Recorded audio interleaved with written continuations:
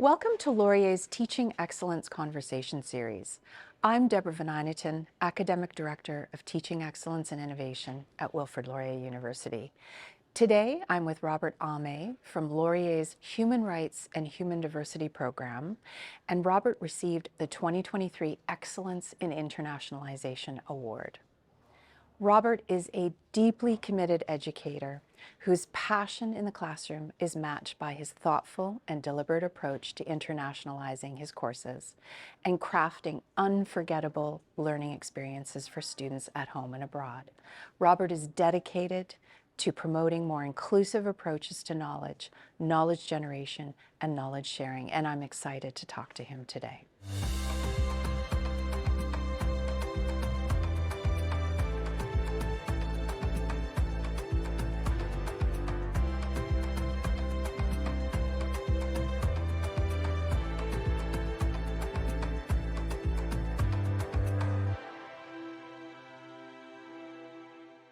It's wonderful to be with you here today, Robert. And I was really struck by a line in your nomination dossier that really stood out for me, and it's something that you tell your students.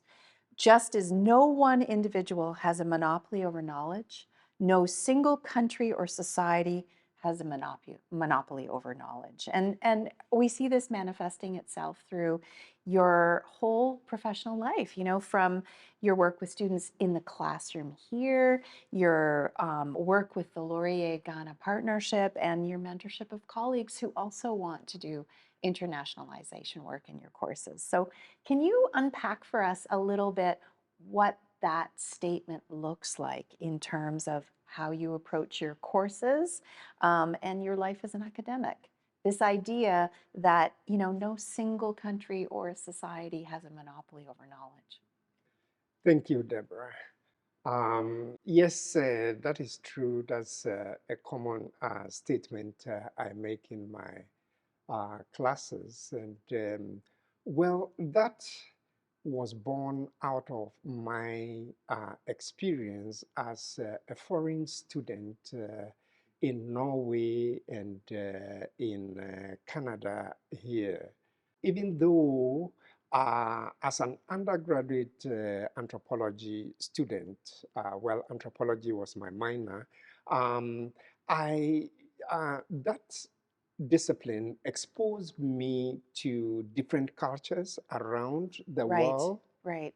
However, it was when I left the shores of Ghana, to Norway and to Canada as a foreign student, that was when I got what I'll call my lived experience, of other societies.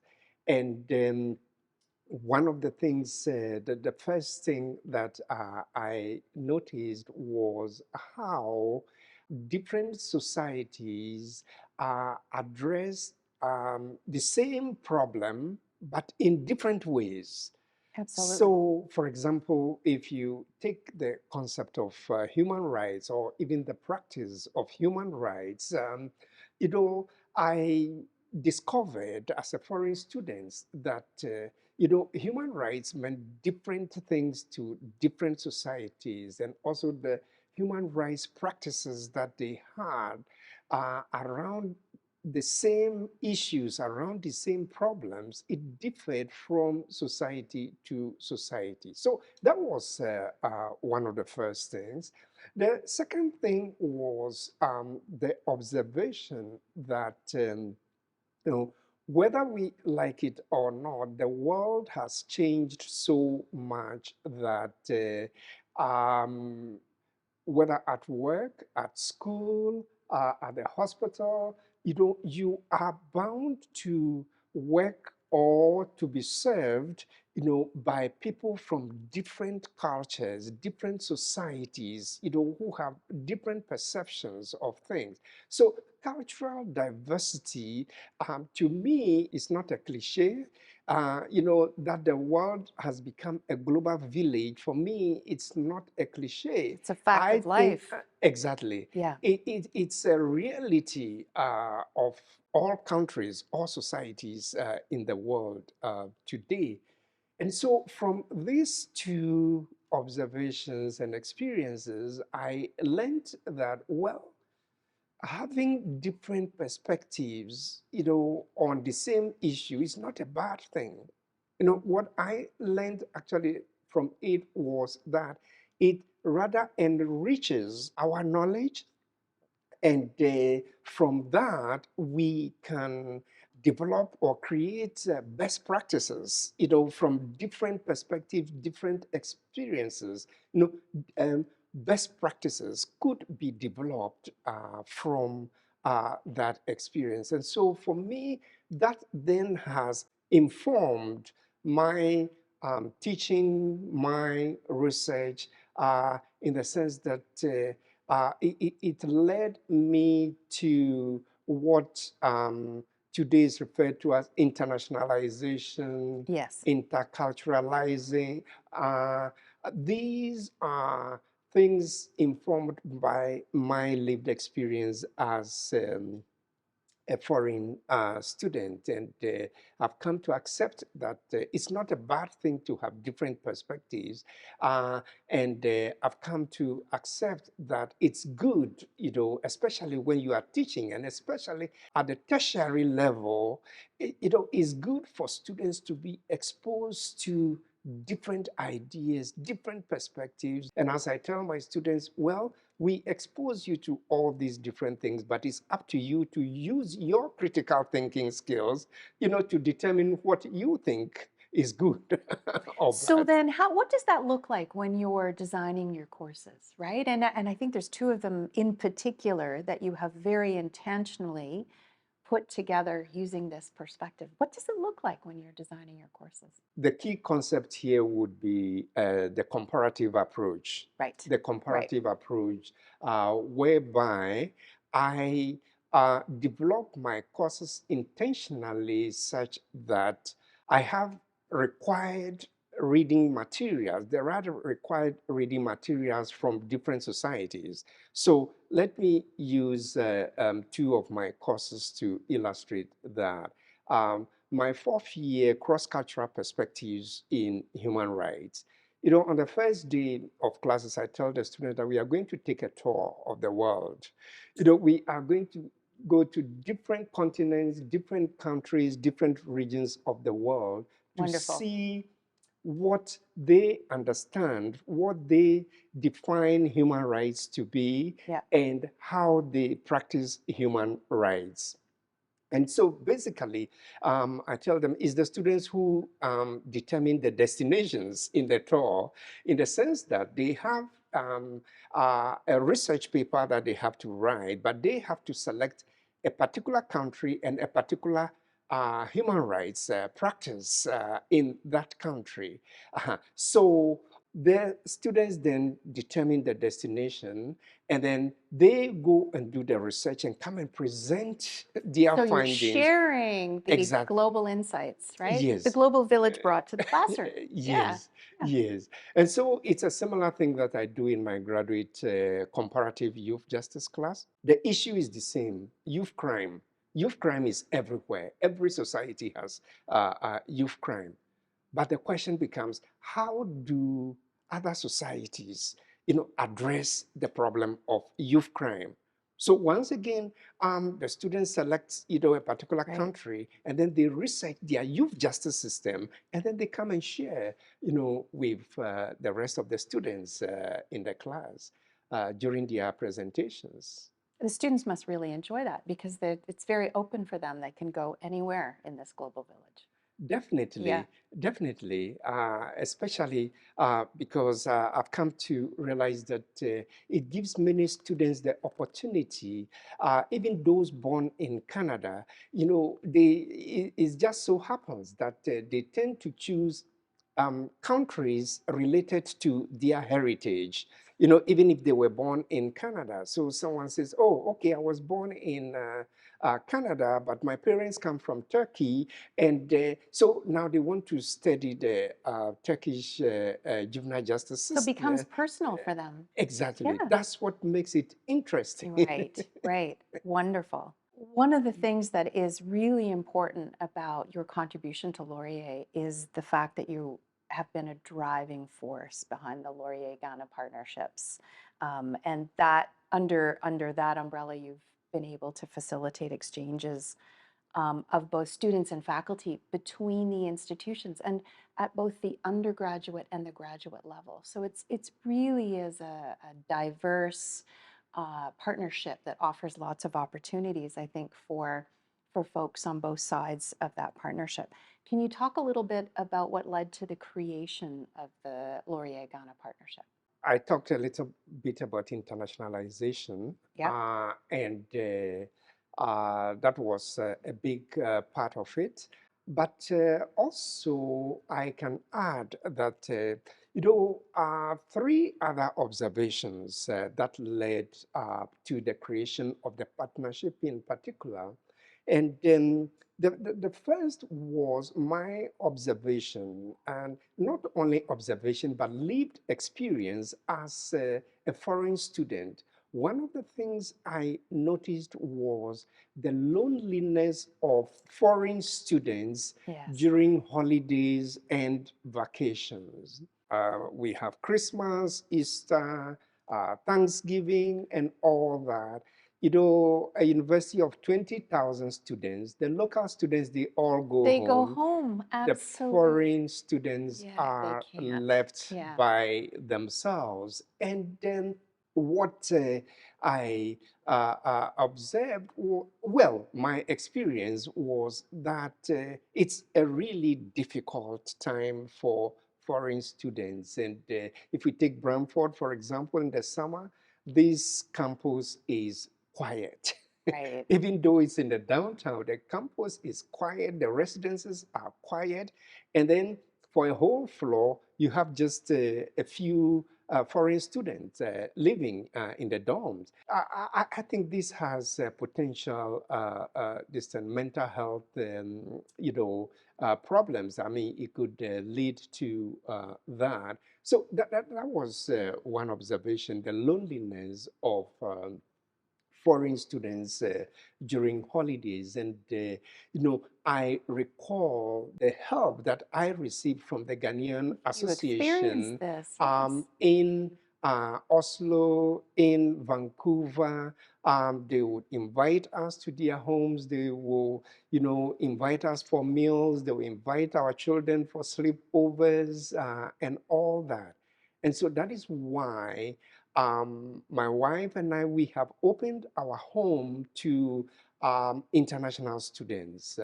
I live in Waterloo, so it's not only those on exchange programs, but also Ghanaian students at the University of Waterloo, Ghanaian students at Wilfrid Laurier generally. Our home is open to them. Christmas, Thanksgiving, Easter, even weekends, sometimes after church, we go home for a meal, as other people did for us when, we were, Right, right. students. And so that was one observation. Another observation was I observed that as a student abroad, I was able to access more academic material on Ghana That's than so when I interesting. was in In Ghana. Ghana. Yeah, yeah. And even materials that the libraries did not have, they will get it from wherever in the world that they can. They will get it for me, to write my assignments, my thesis, and all that. And so that part of it set me thinking, wouldn't it be a good idea to give Ghanaian students an opportunity, to travel abroad in the course of their studies, to learn, at least to experience this, uh, get much more material about their own country And new perspectives, right? Yeah. and new perspectives Yes. in addition to that. And then, thirdly, the third factor for me was the observation that so little was known about Africa Yeah. generally. Yeah. I observed as a student that, my classmates didn't know much about Africa. And even now, as a professor, that some of my colleagues and students, some will, for example, say, oh, the country of Africa. And I said, please, What? please, there are 54 countries in Africa. Yeah. So these three observations, though the loneliness, to the academic material that is available, and then also knowledge about Africa. I said, no, it will also be nice that, well, if African students come over here, then it will also be nice for, students in Norway, in Canada, to also go down there to experience the culture and to be exposed to the knowledge systems and the practices that they develop to address the social problems and issues that they have. So that was, I would say, the orientation that informed my creation of the Laurier-Ghana partnership. Now, let me make this point emphatically that the creation of the Laurier-Ghana partnership was a Right. collaborative Yes. Yes. effort. Yes, I want to acknowledge that my colleagues in the human rights program, my colleagues at Laurier International, Yes. Yes. they all were part of the creation of this partnership. Yes, it's true that I also contributed a lot to this because of my knowledge of the country Ghana. I was born and raised in Ghana, and I was an adult before stepping out of Ghana for the first time in my life. So yes, I can say that I know the country and all that. And so that contributed a lot to the creation of the partnership because when the time came for this to be done, I had to, contact my former professors back in Ghana, and then Use your networks. exactly the Yeah. network Yeah. network to bring this about. And in terms of the NGOs that the Laurier students go to Ghana to do their internship with, many of them were NGOs that I researched during my PhD dissertation research. And so I had, established, that contact with them. And of course, there were others that came on board later. But that was the context of creating it. And yes, Laurier International, the Human Rights Program, and Faculty of Social Work, and Global Studies at the Waterloo campus, and most recently, even the Faculty of Music has Yeah. become, Wonderful. Yeah. part of this. And so I always say that, oh, what started from one of the smallest, programs at Laurier, our faculty, full-time faculty equivalent is just 3.5. What started from one of the smallest programs has engulfed, you know, all these departments and faculties at Laurier, and that excites me a lot. Um, but in terms of the program itself, the partnership itself, what it entails, one, um, is that Laurier undergraduate students spend about 90 days in Ghana in the summer doing internship with Right. human rights NGOs. How And do you get them to go to Africa?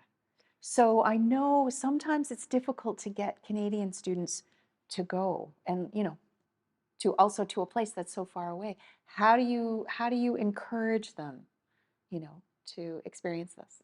when I think about that, I think three factors are involved in this.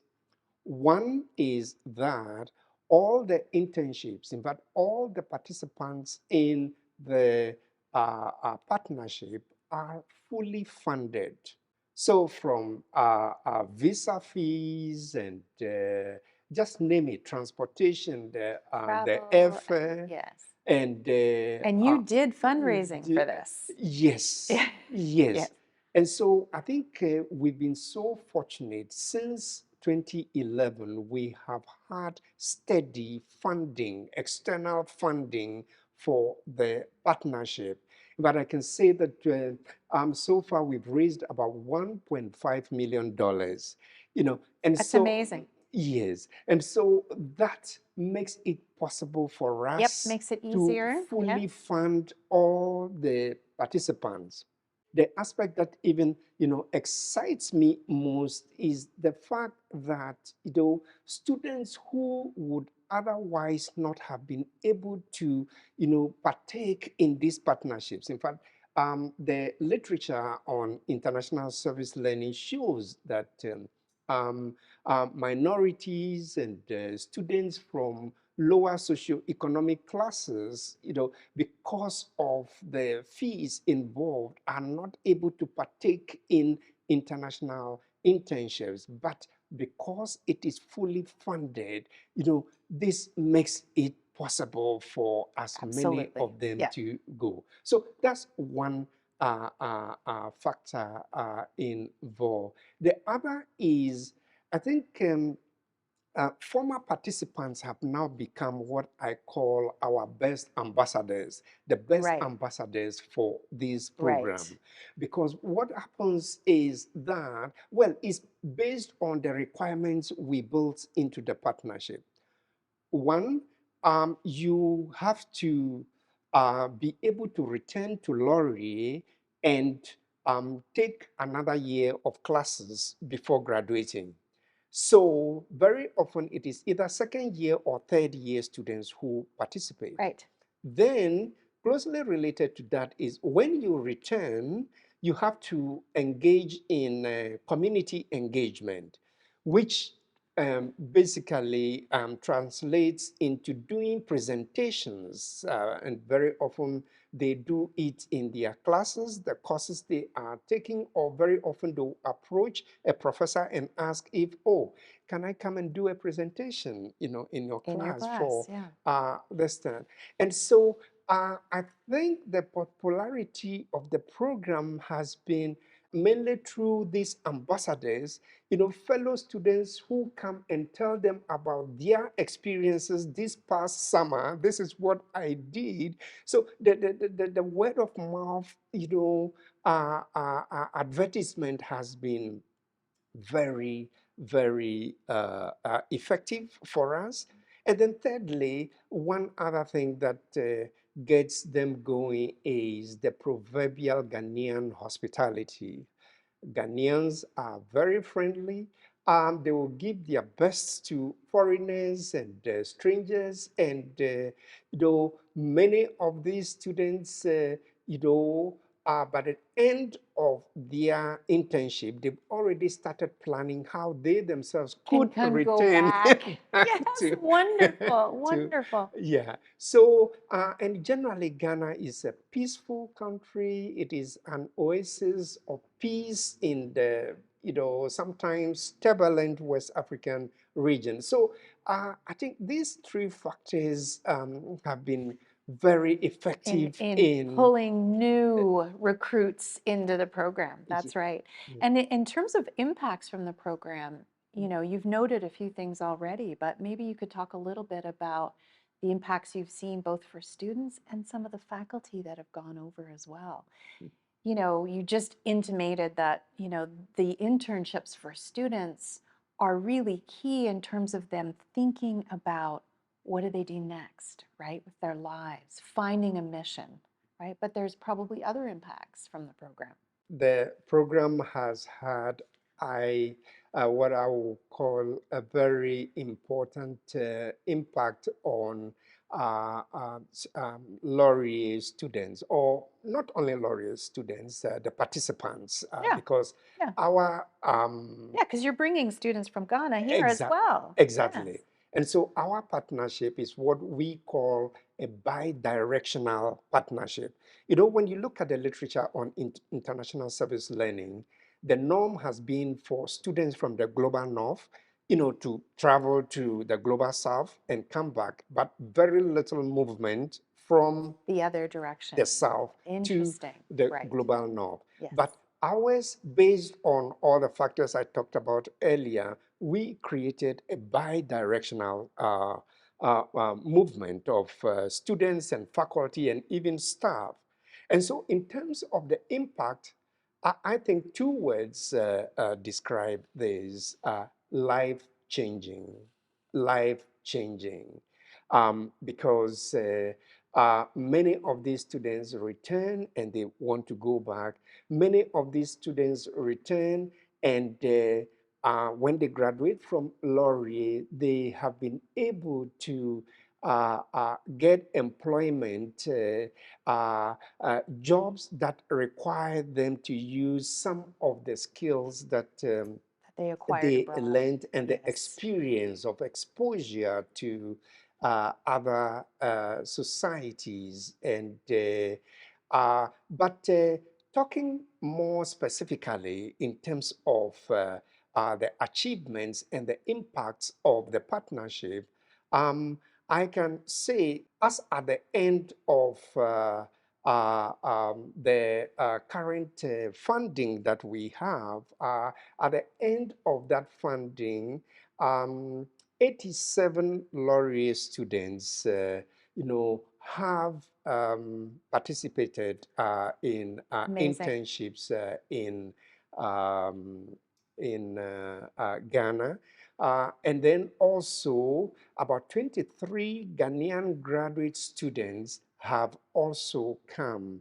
And then in terms of faculty, faculty from each of the three universities have visited Ghana. And then one staff from one of the universities has also visited Canada. About five Laurier graduate students have also gone to Ghana, not to do internships, but to do research or to Right. take courses. And so, yes, that is one specific impact. Another is that about four PhD students have come out of this program, this partnership.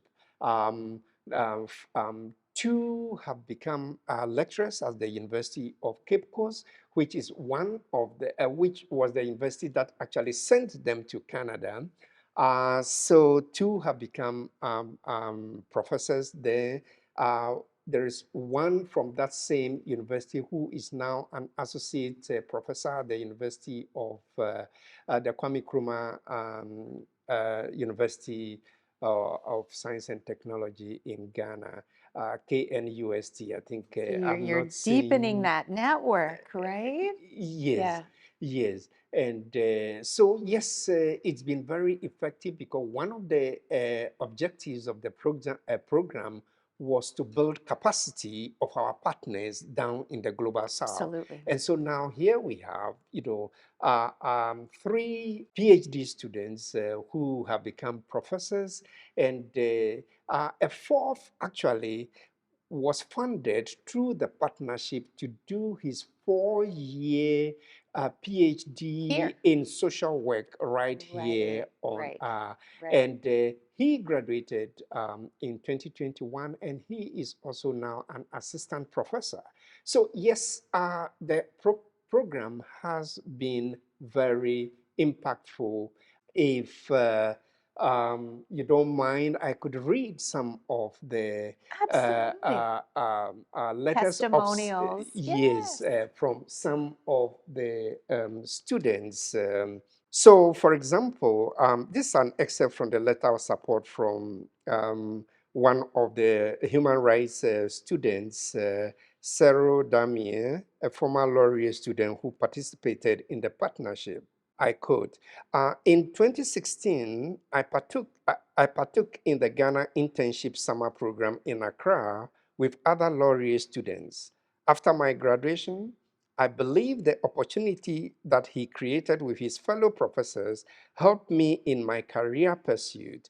Currently, I'm a permanent federal employee living in Ottawa. Uh, and then one of the Ghanaian students, this was what she said. Today, I'm pursuing a doctorate with a focus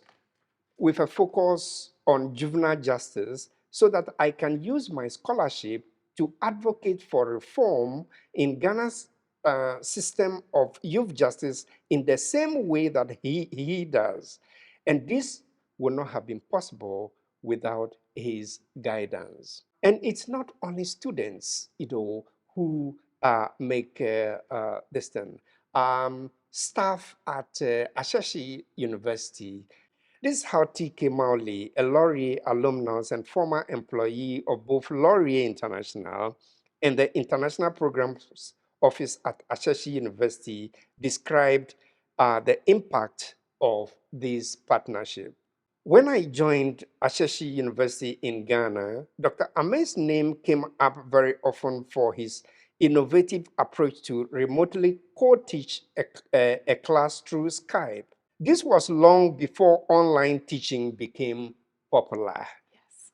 He is respected by Ashashi faculty for this commitment to teaching and giving students brilliant opportunities to learn from various intercultural perspectives and contexts.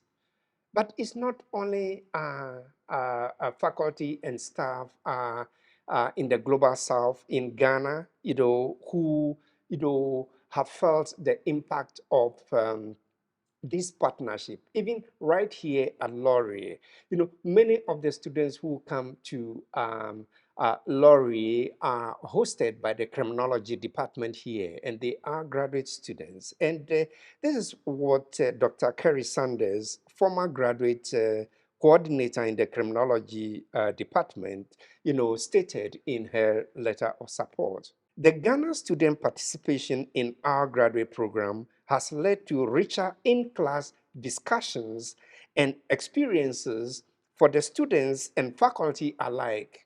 I can say in all honesty that it is a great opportunity for our students and faculty to understand, critique, and reflect upon the applicability of criminological theorizing in a global and international context. I wonder if I can pick up on something that you brought up there, and that is the virtual teaching bit, because long before the pandemic, you were doing this under the terms of the partnership. You were connecting people, Canada and Ghana, online, right? Connecting these classrooms in the two countries. Can you talk about the early experiences in doing that, and why did you start doing that? When we started, because of the bi-directional nature of the partnership, it was important that it was not only Laurier students, going down to Ghana to do internships or to do research or to take courses. And so we had to think about how to get the Ghanaian students involved as well. I've already mentioned that yes, they are graduate students. They come, they spend a semester at Laurier and work on their thesis under the supervision of Laurier faculty. Right, yes. Another thing that we developed was these joint classes with students. And so I offered my children's rights class. It was a class I had originally created that focused only on children's rights in Canada. But when this opportunity came, I opened up my class that um, uh, Ashesi University students in a cognate discipline could, join. And so we discussed it with Ashesi University, they identified a class that was similar to ours, and then we decided on the joint So this great. thing. Yes, very interesting, because we adopted the 2 classes a week approach instead of the 3 hour class. Hmm. We adopted the 2 classes per week, and so what we did was that for the first class of the week, I lectured on a topic on children's rights in Canada. Then for the second class, an Ashesi professor, lectured on the same topic, but from a Ghanaian Oh, perspective. amazing. You know, Again, that's your comparative approach. exactly. Yes. And there were 2 required textbooks. One was on children's rights in Canada, the other was children's rights in In Ghana. Ghana. And so students from both universities were required to read, the 2 textbooks. And so, yes, that was exposure to another culture. And it was interesting that you mentioned the technology. At the time, it was quite a challenge. I was going to say that would have been very cutting edge for what, 2016, Do- 2015, or even earlier. 2012 to To, 2014. yeah, so that's even earlier. That was very challenging in the sense that at the time, Asheshi was just a young university. They had just started. I think they were within their first 10 years. And so, in terms of the technology and facilities that they had, first of all, they didn't even have a wide enough screen, Oh. to receive the lectures from my classroom here in Brantford. But that we were able to resolve that. We built that into our funding application. And so we bought a huge, TV screen that all the 35 students, could easily view.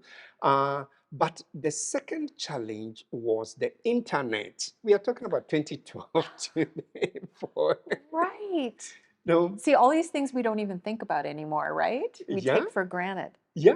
So did it keep cutting out on you? Well, this is what happened. The bandwidth that Asheshi had was not strong enough Right, to right, receive the signals from right. here, especially if others at the university were also working using the internet at the Which same of course they time. were.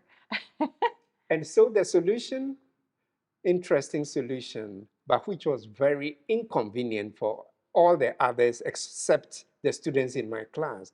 The solution was that anytime that my class was going on, anytime that the joint class was going on, no faculty, staff, or other students could use the university At internet Asheshi? at Oh my Asheshi. goodness. You're kidding. So they were actually able to do that. They were able Oh to my do that. goodness. So for one That and a would half never work at Laurier. And so Yeah. for 1.5 hours, each week, You owned the internet yes, at Asheshi. I love that. Oh, you that's great. know, I recently did some research. In Ghana, and I had to go back to Ashesi, to collect data. And, I learned that, it's become a big issue. Faculty, they have a good laugh each time they They recall remember this story, because that the was blackout, the internet blackout. I love it. because this was 10 years ago. Of Yes. course, things have changed, and Yes. now Yes. they have everything. I mean, Yes. yeah, but at that time, it was quite an inconvenience for them to. And do you still have any connected classroom work in what you're doing now, or a virtual interaction for teaching? No, not currently. Not in the We same way. don't Yeah. have that. But the good thing, what excites me about these joint classes is that when the joint classes ended, they continued to offer children's rights. It was a course they didn't have Ah. at first.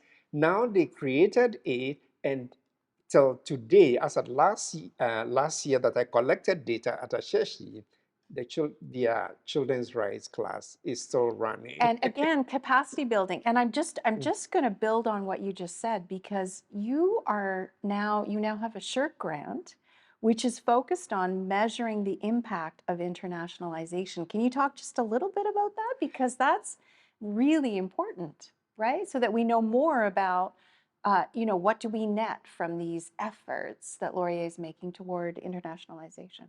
Yes, that's right.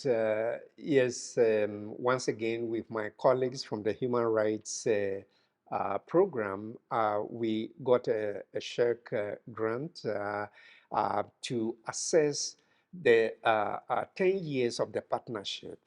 Though Wonderful. we started in 2011, and so yes, by 2021, we had clocked 10 years, and the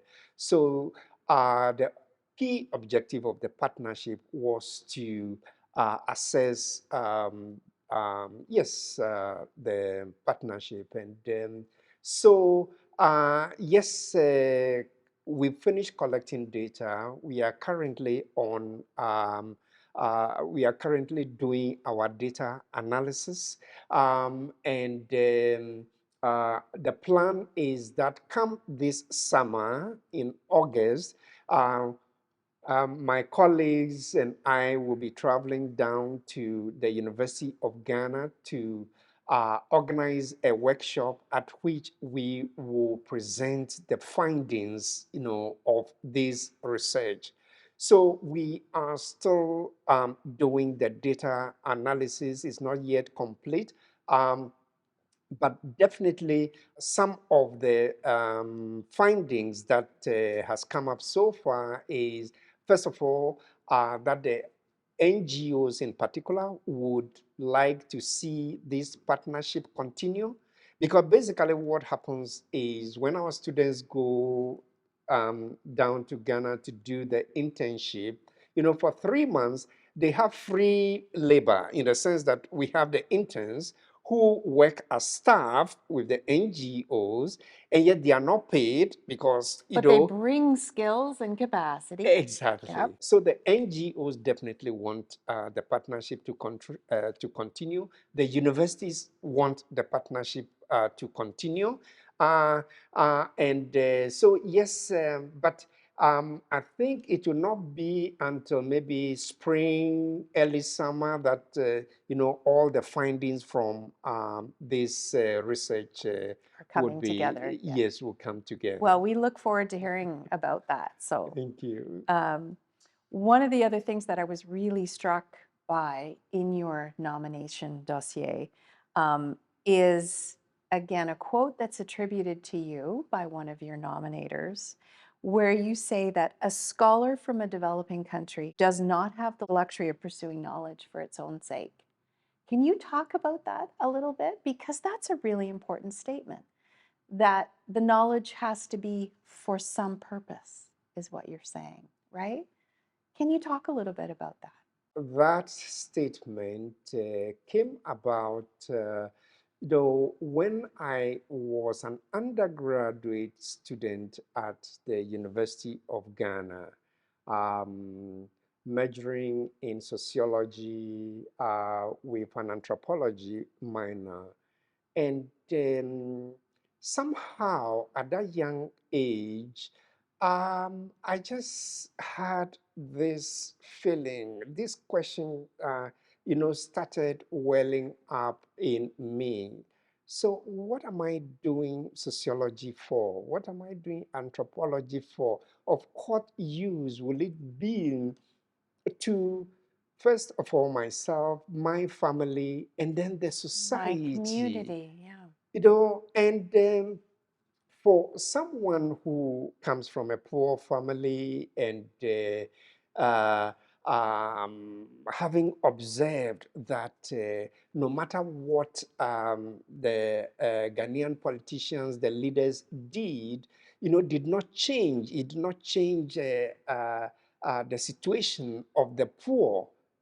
And so, one day I went to the library to get materials for an assignment. And walking through the aisle, it's not, once again, the technology has changed a lot. Those days at the library, you physically have to go walk through the aisles and pick your book. Or go through the card catalogs. We were Yes. talking about that the other day, right? Yeah. So as I was walking through the aisle, I don't know, the title of a book just attracted me, and it was Knowledge for What? I picked the book and realized it was authored by Robert S. Lind, a professor at Princeton University. And I just felt with that question, that was the question I've been grappling Yeah, with. yeah. That was the question I had been grabbed. Knowledge for what? Why do we go to classes? In fact, even till today, I ask whenever I have 8:30 a.m. classes or 7 p.m. classes, it's a question I ask my students. Why do you wake up so early, To come here. to commute from wherever, you know, and to be able to make it to class at 8:30 a.m.? So what do they say when you ask them? Sorry, I'm interested in what the response is. Oh, well, students, they will I just need to get my learn. degree. Exactly. I want to get a job. But as I said, it was a question I grappled with from a very young, that must have been about my second year in university for so long. But when I saw that title, I said, yes, it sums it all up. But then at the same time, one other thing that happened was that I became convinced of the transformative power of people. I somehow just had this deep belief that given the right conditions and environment, people can change their situation. And so when I put everything together, I came to the conclusion, in fact, the conviction that, you know, um, scholars from the third world should not pursue knowledge for just its sake. In fact, knowledge must, lead to action. Uh, so it is a luxury for them because how can you see all these problems that your people have?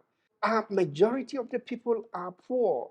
And then you are studying, you say you are a professor and you are just pursuing knowledge for its sake. No, I became convinced that the acquisition of knowledge must be for the purpose of addressing the nagging problems, the problems that the policy makers and the politicians have been trying to address for years, and yet they've not been able to, solve.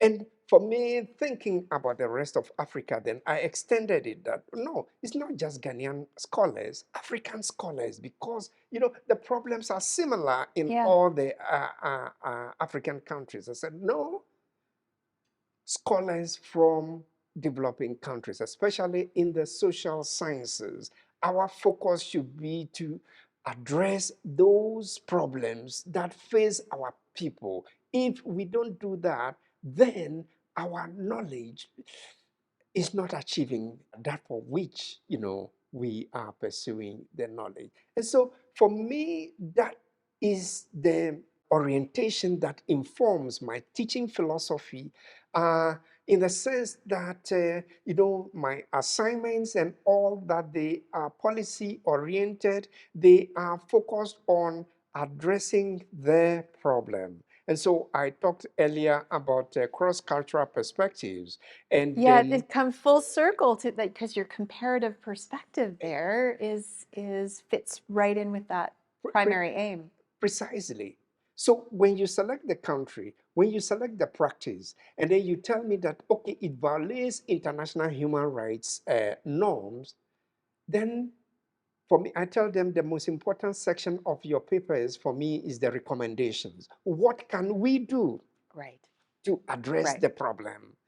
How do you convince, my grandmother in the village that, a particular practice, a particular thing that they do is against international human rights norms, when first of all, she's never heard anything about international human rights. No. She doesn't know anything about the United Nations. She doesn't know anything about whether Ghana has signed or has not ratified and that type of thing. How do you convince such a person? You know, uh, Knowledge must inform action. What can we do to change, the negative traditional practices that, are part of the human rights? Because at the end of the day, human rights are about human dignity, and we have all these traditional, negative traditional practices, that affect the health and welfare of mostly women and children. How do we change that? So it's that type of thing. And for the graduate students, when you go into that foreign country, you go to Zambia, or you go to South Africa, you study the youth justice system, you see all the problems there. Where you don't end there, how can you help the South African distant? Let's say that the Canadian High Commission, in Zambia, the Canadian High Commission, in Ghana, you are working there as the development officer. And they say, oh, yes, you are a human rights scholar. Now, how do we address this problem of female circumcision in Yeah. northern Ghana? Yeah. Can you tell me in your research paper what you would tell them? So my point is knowledge must inform, knowledge must lead to action.